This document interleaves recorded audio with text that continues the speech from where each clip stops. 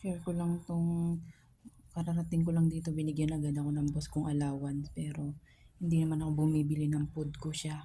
Ayan. So binigay niya agad di 7,750. Ayan yung computation. Bali ang sahod ko guys is $37.80 guys dito.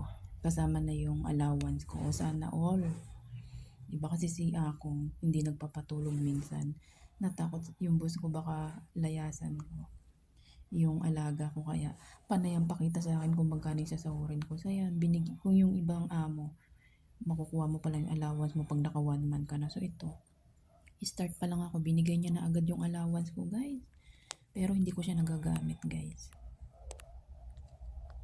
Ng ating allowance na yun. Hindi ko siya nagagamit. Anong ilang araw na ngayon kasi siya bumibili ng pintang ko. Diba? Puting envelope na receive.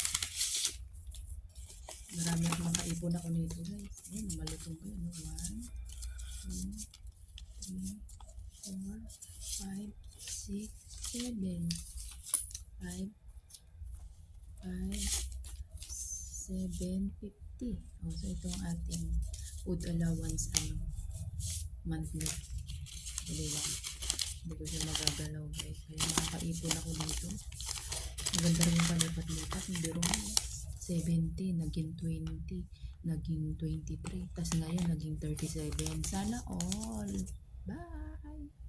Thanks for watching. $37.80.